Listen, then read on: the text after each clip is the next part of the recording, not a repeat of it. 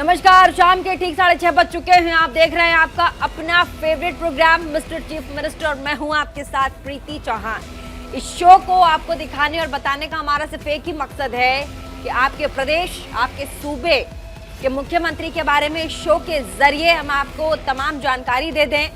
आप अपने प्रदेश के मुख्यमंत्री के बारे में तमाम जानकारियां इस शो के माध्यम से ले लें और साथ ही आज आपके मुख्यमंत्री ने कौन से कार्यक्रमों में शिरकत की, क्या आज उनका एजेंडा रहा और कैसे तमाम बातें उनके पॉलिसीज आपको सीधा इफेक्ट करती है। ये प्रोग्राम दिखाने का हमारा एक ही मकसद है कि आप अपने मुख्यमंत्री से सीधे सीधे तौर पर जुड़ जाएं।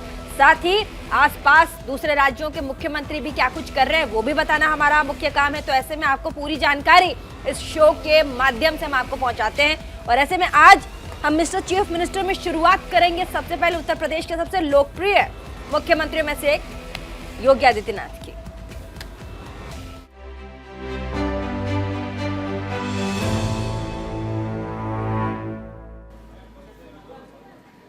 उत्तर प्रदेश के मुख्यमंत्री योगी आदित्यनाथ ने लखनऊ में हायर एजुकेशन कॉन्क्लेव कार्यक्रम में शिरकत की और साथ ही मुख्यमंत्री ने कॉन्क्लेव से ठोस परिणाम आने की भी उम्मीद जताई है।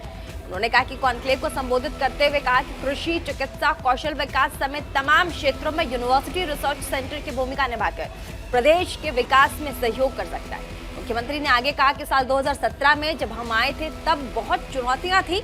उस समय हमारे पास सैलरी देने तक के पैसे नहीं थे, फिर हमने काम शुरू किया और आज उत्तर प्रदेश देश के अंदर राजस्व संपन्न प्रदेशों में से एक गिना जाता है।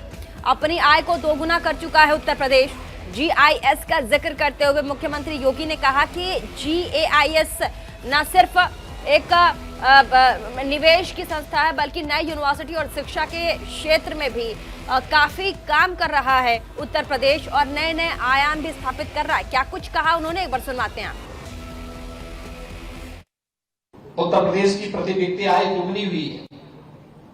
उत्तर प्रदेश के अंदर न केवल कानून व्यवस्था की बेहतरीन स्थिति हुई है बल्कि उत्तर प्रदेश ने इंफ्रास्ट्रक्चर डेवलपमेंट के भी कुछ मॉडल खड़े किए हैं। शिक्षा के क्षेत्र की असीम संभावनाओं को भी हम आगे बढ़ाने में अपना योगदान दे सकते हैं। उन्होंने कुछ मॉडल खड़े किए हैं, रिसर्च एंड इनोवेशन के कुछ नए मॉडल दिए हैं, लोगों के सामने कुछ एक नए मानक गढ़े हैं।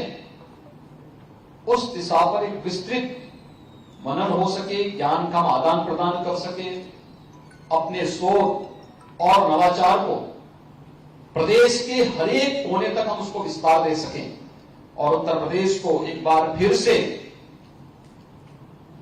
शिक्षा के एक बेहतरीन केंद्र के रूप में विकसित कर सकें। इसके लिए जो संभावनाएं हैं कि हमारा ग्लोबल इन्वेस्टर समिट होने जा रहा है। 54 प्रस्ताव अब तक हमें प्राप्त हुए हैं जिनमें प्रदेश के अंदर निवेश की 1,57,000 करोड़ रुपए तक के प्रस्ताव निवेश के केवल शिक्षा के क्षेत्र में अब तक हमें प्राप्त हो चुके हैं। नेशनल एजुकेशन पॉलिसी हम सबको कुछ अंतर्राष्ट्रीय विश्वविद्यालयों में इंटरनेशनल यूनिवर्सिटीज के कुछ कैंपस स्थापित करने की भी एक पूरी फ्रीडम दे रहा है, लेकिन क्या हम उसके लिए अपने आप को तैयार कर पाए हैं? हमें एक नया माहौल देना पड़ेगा। हमने शोध की प्रक्रिया को बाधित क्यों किया? डॉक्यूमेंटेशन की जो प्रक्रिया होनी चाहिए वो हमारे एक प्रकार से बाधित सी है। उस बाधा को हटानी पड़ेगी, वो बैरियर्स हटानी पड़ेंगे। 2017 में जब हम लोग आए थे हमारे सामने एक चैलेंज था क्योंकि उस समय हमारे पास वेतन देने तक के पैसे नहीं थे। कैसे इतना बड़ा राज्य चलेगा? तो हम लोगों ने कार्य प्रारंभ किया। आज मुझे बताते हुए प्रसन्नता है, उत्तर प्रदेश देश के अंदर रेवेन्यू सरप्लस स्टेट है, अपनी आय को दोगुना भी कर चुका है। आज हमें बड़े से बड़े प्रोजेक्ट को अगर लेना हो तो हमें किसी के सामने हाथ फैलाने की स्थिति नहीं है, बल्कि अपने दम पर राज्य इस कार्यक्रम को आगे बढ़ाने को पूरी तत्परता के साथ आगे बढ़ सकता है। कहीं कोई संकोच हमारे सामने आज के दिन पे नहीं है। लेकिन कृषि की भूमि हमारे पास, देश की कुल कृषि योग्य भूमि में मात्र 11% भूमि उत्तर प्रदेश के पास है। लेकिन इस 11% भूमि में आज के दिन पर उत्तर प्रदेश देश के लिए कुल खाद्यान्न उत्पादन का 20% खाद्यान्न उत्पादन अकेले उत्तर प्रदेश कर रहा है। और मेरा यह मानना है कि आज हर जनपद में हमारे पास कृषि विज्ञान केंद्र है। इंस्पेक्टर राज को नियंत्रित करना था, आज परिणाम हमारे सामने है। जिस प्रदेश में एमएसएमई दम तोड़ रहा था, हमने वन डिस्ट्रिक्ट वन प्रोडक्ट के रूप में उसे प्रमोट किया, उसकी ब्रांडिंग की, उसके लिए मार्केट दी, उसको नई डिजाइन दी, नई तकनीक दी। जो लोग पहले केरोसिन और डीजल से अपने यहां संचालित करते थे, उनको हमने पीएनजी की सुविधा और बिजली की सुविधा उपलब्ध करवाई। और इससे पहले मुख्यमंत्री योगी आदित्यनाथ ने VFS global visa application centre का उद्घाटन किया। इसका उद्घाटन मुख्यमंत्री योगी ने अपने सरकारी आवास पर किया है और इस सेंटर के उद्घाटन से वीजा के लिए लोगों को अब दिल्ली तक दौड़ नहीं लगानी पड़ेगी। आपको यहाँ बता दें, देखिए कितनी यूजफुल यह खबर है कि आप सेंट्रल वीजा के लिए दिल्ली तक दौड़ लगाते थे, लेकिन अब उत्तर प्रदेश सरकार ने ऐसी व्यवस्था की है कि आप अपने ही राज्य में वीजा लगवा सकते हैं। वीजा अप्लाई के लिए अब तक आम जो जनमानस थे उनको कई तरह की परेशानियों का सामना करना पड़ता था, लेकिन इस वीजा एप्लीकेशन सेंटर से लोगों की समस्या बड़े ही आसान तरीके से सुलझ जाएगी। इस मौके पर मुख्यमंत्री योगी ने कहा कि सेंटर के शुरू होने से अलग अलग देशों के लिए वीजा आवेदन करने की एक सरल प्रक्रिया देशवासियों को मिलने लगेगी। आज के समय में हम तकनीक का इस्तेमाल करके ईज ऑफ डूइंग बिजनेस ही नहीं बल्कि ईज ऑफ लिविंग के लक्ष्य को थोड़े ही प्रयास से प्राप्त कर सकते हैं। क्या कुछ कहा है मुख्यमंत्री योगी आदित्यनाथ ने, आज एक बार सुनवा देते हैं। बहुत बार आपने देखा होगा पिछले 5-6 वर्षों के दौरान बहुत सारे ऐसे ऑपरेशन हुए हैं जहां पर भारत के फंसे हुए लोगों को सुरक्षित वापस लाने के लिए या किसी आपदा से पीड़ित लोगों को सुरक्षित वापस लाने के लिए जो कार्य हुआ है, वैश्विक मंच पर उनकी सराहना हुई है।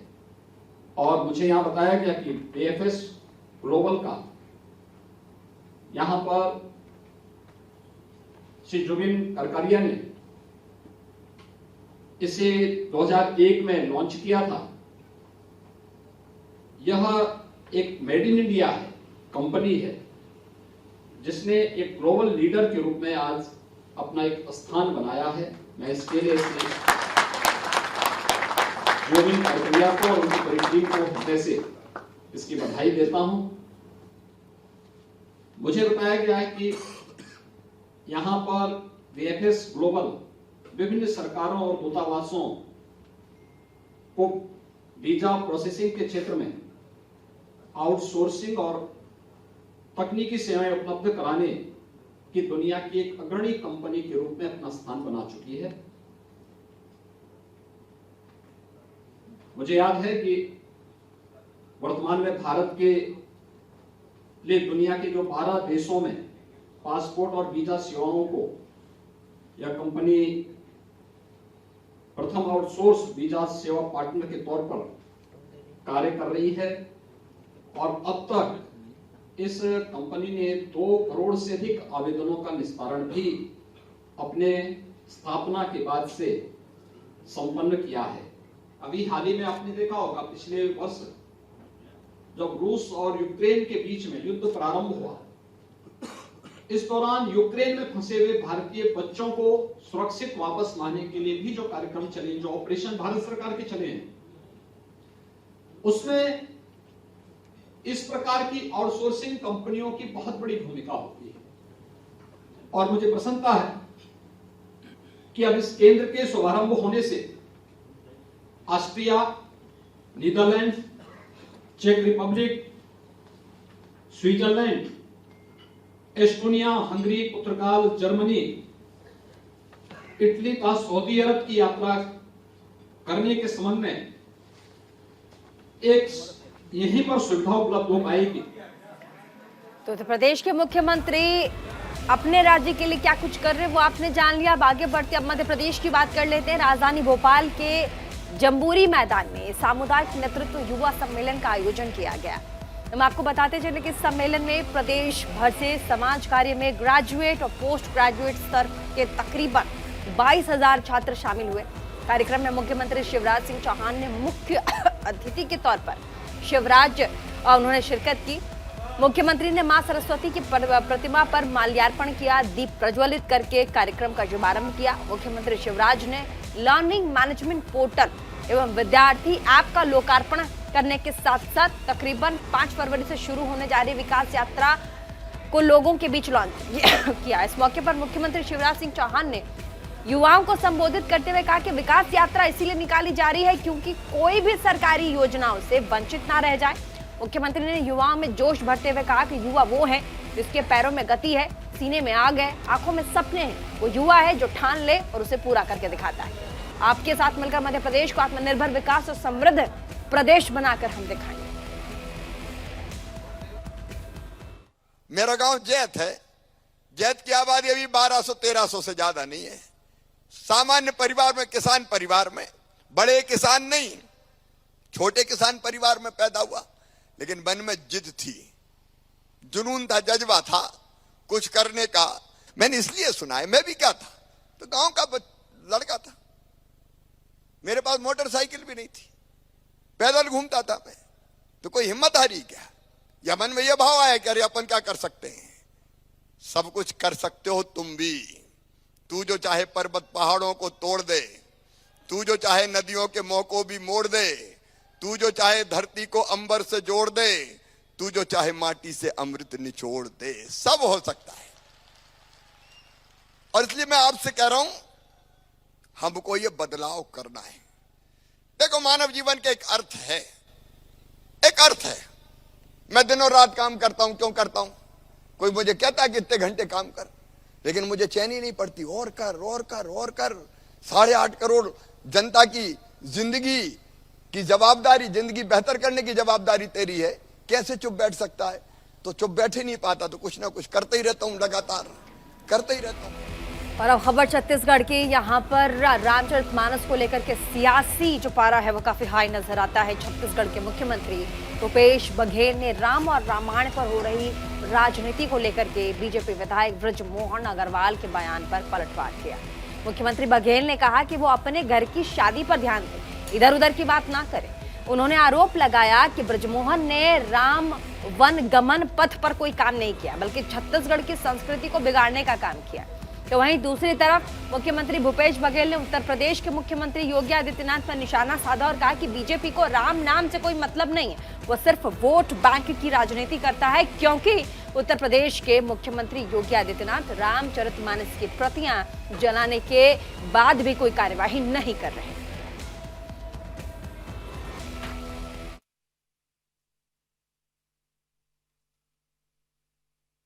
देखो, अपनी लड़की की शादी करे वो, और इधर उधर ध्यान मत भटकाए। जो बात बोला नहीं है उसको वो बोल रहे थे। मैंने विनोबा जी के उदाहरण, और किसी मीडिया ने वो लिखा नहीं है, विनोबा जी ने कहा कि जितने भी, उन्होंने कहा महात्मा गांधी ने जो कुछ कहा या मैं जो कह रहा हूँ उसको शब्दशः मानने की जरूरत नहीं है, या जो दर्शन है उसमें जो बातें शब्दशः मानने की जरूरत है, उसको गुण विवेचना करके उसको स्वीकार करो। ये बात उन्होंने कही है। अब इसमें गलत क्या है? अब भाई, रामायण में बहुत सारी बातें हैं, माता पिता की बात मानना चाहिए। वो तो रावण तक सम्मान किए हैं, अपने भाई को भेजे। तो रामायण बहुत बड़ा ग्रंथ है, उसमें बहुत सारी बातें हैं। इसलिए मैंने कहा कि कोई बात आपके लिए उपयुक्त होगा, कोई बात मेरे लिए उपयुक्त होगा, कोई इनके लिए। तो उसको एक चौपाई को आप लेके चल ले तो पूरा जीवन आपका सफल हो जाए। बहुत ज्यादा करने की जरूरत नहीं, एक चौपाई। और कितने भारतीय जनता पार्टी के नेता कार्यकर्ता हैं जो अपने माँ बाप की बात मानते हैं, रोज पैर छूते हैं। ऐसे बताए थे भारतीय जनता पार्टी के लोग जो अपने माँ बाप से अलग नहीं रहते, या अपने माँ बाप को घर से नहीं निकाल दिए। ऐसे हैं। यदि वो माँ बाप के साथ रहते हैं, सबका सम्मान करते हैं और घर से नहीं निकाले हैं या घर उसको छोड़ नहीं दिए हैं, तो फिर भारतीय जनता पार्टी छोड़ देना चाहिए, निकाल दीजिए। भारतीय जनता पार्टी के ऐसे लोगों को निकाल देना चाहिए। जो रामायण में जो बातें हैं वही बात को पूरा पालन करते हो। कोई पति को छोड़े, कोई पत्नी को छोड़े, कोई भाई को छोड़ा है, कोई माँ बाप को छोड़े। तो रामायण एक दर्शन है जो हम लोग को, समाज को एक रास्ता बताते हैं। उसके मीन मेख निकालने की जरूरत नहीं है। उसमें जो अच्छी बात है उसे स्वीकार करना चाहिए, जो हमारे लिए जरूरी है। अब इसमें कौन सी गलत बात बोल दिया जिसमें ये लोग राजनीति कर रहे हैं? इनको तो राजनीति का, देखिए, ये मैं कल भी बोला था, और ये है ना, वो भी अपने हिसाब से राजनीति कर रहे हैं, उसे राजनीतिक लाभ उठा रहे हैं, वो अपना वोट बैंक संभाल रहे हैं। और इधर योगी आदित्यनाथ रामायण जलाने के बाद भी कोई कार्रवाई नहीं कर रहे हैं। वो अपने हिसाब से राजनीति कर रहे हैं, वो वोट बैंक की राजनीति कर रहे हैं। भगवान राम से इनको कोई लेना देना नहीं है, ये केवल वोट के लिए राजनीति करते हैं। 15 साल तो रहे बृजमोहन अग्रवाल जी मंत्री, कौन सा राम वनगमन पर्यटन पर्वत बना लिया, हजारों सैकड़ों करोड़ रुपए खर्चा कर दिया और उसको मेला को वो क्या बना दिए थे, कुंभ। 4 ही कुंभ होता है, 5वां कुंभ बना दिए थे। आज वार्षिक स्वरूप आया है। तो यहाँ की जो संस्कृति है वो बिगाड़ने का काम तो बृजमोहन ने किया, और आज ज्ञान बता रहे हैं। तो पहले वो घर की शादी उदी निपटा ले, उसके बाद फिर बात कर ले। तो ये छत्तीसगढ़ के मुख्यमंत्री तो बड़े ही तल्ख नजर आ रहे हैं और साथ ही बड़े गुस्से में नजर आए। भूपेश बघेल जी बीजेपी पे लगातार निशाना साधते नजर आए। लेकिन अब बात कर लेते हैं हिमाचल प्रदेश की, जहां पर कांग्रेस की सरकार है। हरित ऊर्जा राज्य बनने की दिशा में हिमाचल प्रदेश तेजी से आगे बढ़ रहा है। मुख्यमंत्री सुखविंदर सिंह सुक्खू के नेतृत्व वाली माफ कीजिएगा सरकार ने हिमाचल प्रदेश को साल 2025 तक ऊर्जा हरित राज्य बनाने के लक्ष्य वहां पर रखा। और साथ ही शुक्रवार को राजधानी शिमला के रिज मैदान से मुख्यमंत्री सुखविंदर सिंह सुक्खू और उप मुख्यमंत्री मुकेश अग्निहोत्री ने परिवहन विभाग की तकरीबन 11 इलेक्ट्रिक गाड़ियों को हरी झंडी दिखाई। हम आपको यहां बताते चले कि इस मौके पर मुख्यमंत्री सुखविंदर सिंह सुक्खू ने कहा कि परिवहन विभाग में तकरीबन पायलट प्रोजेक्ट के तौर पर सभी गाड़ियों को इलेक्ट्रिक गाड़ियों के साथ रिप्लेस किया जाएगा। उन्होंने ये भी कहा कि अगर इस पायलट प्रोजेक्ट में का ये जो प्रयोग है, एक्सपेरिमेंट है, अगर वो सही रहा तो हिमाचल प्रदेश के सभी सरकारी विभाग की गाड़ियों को इलेक्ट्रिक व्हीकल्स में बदल दिया जाएगा। बड़ी खबर है। हिमाचल प्रदेश में हमारी सरकार बनने के बाद हमने नीतिगत फैसला किया कि हिमाचल प्रदेश एक बहुत सुंदर प्रदेश है, प्राकृतिक सौंदर्य से भरपूर है, लेकिन पोल्यूशन की समस्या बढ़ती जा रही है, गर्मी काफी हो जाती है। इस दृष्टिकोण से जब हमने स्टडी किया तो देखा कि डीजल के कारण बहुत पोल्यूशन हमारे शहर में फैल रहा है, और हमने एक नीतिगत फैसला किया कि हिमाचल प्रदेश को 2025 तक हिंदुस्तान का पहला ग्रीन स्टेट बनाने की दिशा में हम आगे बढ़ रहे हैं। और मुझे खुशी ये इस बात की है कि आज हिमाचल प्रदेश का परिवहन विभाग हिंदुस्तान का पहला ग्रीन परिवहन विभाग हो गया है। तकरीबन 18-19 के करीब आरटीओ है, उन सबको हमने इलेक्ट्रिकल व्हीकल दे दी है। जो और विभाग के अधिकारी है उन सबको भी इलेक्ट्रिकल व्हीकल दे दी है, और जल्दी ही इस योजना को देखा जाएगा कि पायलट प्रोजेक्ट के 1 महीने में इसका क्या इम्पैक्ट रहा। उसके बाद और विभागों को भी, जो भी सरकारी विभाग है, 1 साल के भीतर अगर इसका रिजल्ट अच्छा रहा हम पूरा इलेक्ट्रिकल कर देंगे। ये मैं हिमाचल की जनता को आश्वासन देना चाहता हूँ। हिमाचल के बाद अब बात बिहार की कर लेते हैं। यहाँ पर राज्य का पहला तैरता रेस्टोरेंट एमवी गंगा विहार 6 साल के अंतराल के बाद अब तैयार है। इसका उद्घाटन शुक्रवार को बिहार के उप मुख्यमंत्री तेजस्वी यादव ने किया। इस फ्लोटिंग रेस्टोरेंट के खुलने से पटना के लोग गंगा में तैरते हुए खाने का लुत्फ उठा पाएंगे। इस मौके पर प्रदेश के डिप्टी सीएम तेजस्वी यादव ने कहा कि तकरीबन 3 से 4 सालों से ये बंद पड़ा हुआ था। विभाग और हम सब ने मिलकर इसे फिर से शुरू किया है। हमने इसी सोच के साथ इसे शुरू किया है कि लोग यहाँ आएंगे और पर्यटन है उसको एक बार फिर से बढ़ावा मिलेगा। इस दौरान तेजस्वी यादव ने कहा कि गोवा से ज्यादा पर्यटन बिहार में है। महात्मा बुद्ध की धरती होने की वजह से बौद्ध देशों से लोग यहाँ आते हैं। हमारे लिए पर्यटकों को ज्यादा दिनों के लिए रोकने की चुनौती है। इसके लिए अब हम टूर गाइड आदि के साथ ही बैठक भी करेंगे ताकि बिहार टूरिज्म को एक बार बूस्ट किया जा सके। सुनिएगा तेजस्वी यादव ने क्या कहा।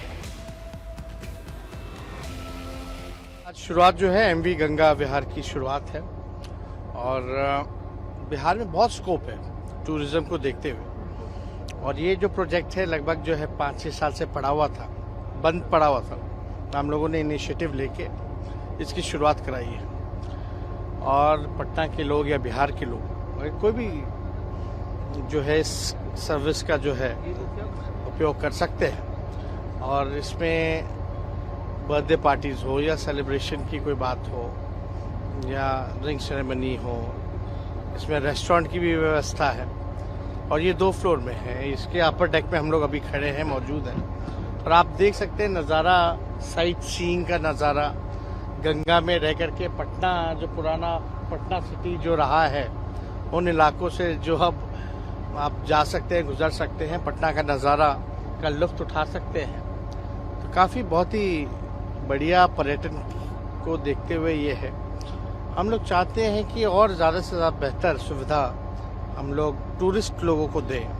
इसके लिए कई इलाके बिहार में ऐसे हैं, चाहे वाल्मीकि नगर टाइगर रिजर्व हुआ या बांका में ओढ़नी डैम हुआ, बिहार आप राजगीर चले जाइए, नालंदा चले जाइए, वैशाली चले जाइए, अशोका मौर्य पहली यूनिवर्सिटी पूरी दुनिया में यहीं, first democracy of the world भी यहीं, बुद्ध की धरती रही है, चाणक्य की धरती रही है, महावीर जैन सीता मैया की धरती रही है। तो बिहार में या गुरु गोविंद सिंह जी जो आखिरी गुरु जो रहे सिख धर्म में, यही पटना में उनका जन्म हुआ। सब कुछ जो है पटना में इतना स्कोप है या बिहार में इतना स्कोप है टूरिज्म को लेकर के, तो इसका जो है और बेहतर हम इसको डिफरेंट लेवल पे कैसे ले जाएं, इंटरनेशनल लेवल पे कैसे ले जाएं। और बिहार के ऐसे जगह हैं जो अनआइडेंटिफाइड हैं, जो मैप में लोगों को नज़र नहीं आता है टूरिज्म के क्षेत्र में। तो हम चाहते हैं कि ऐसी जगहों को हम विश्व के सामने ले जाएं, देश में हर जगह इसका ब्रांडिंग करें, बाहर भी ब्रांडिंग करें, ताकि पर्यटक जो है वो ज़्यादा से ज़्यादा बिहार आ पाए। गोवा से ज़्यादा टूरिस्ट जो है, फुटफॉल जो है वो बिहार का है।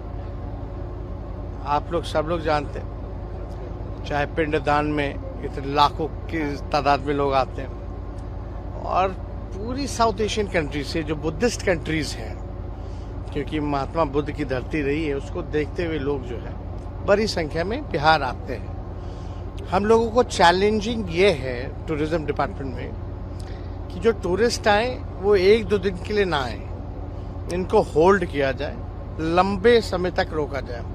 इसको देखते हुए हम लोगों ने जितने भी टूर गाइड्स थे उन सब लोगों के साथ, या टूर ऑपरेटर्स वगैरह हैं, इन सब लोगों के साथ हम लोग बैठक कर रहे हैं, और इंटरनेशनल लेवल पे भी लोग जा रहे हैं।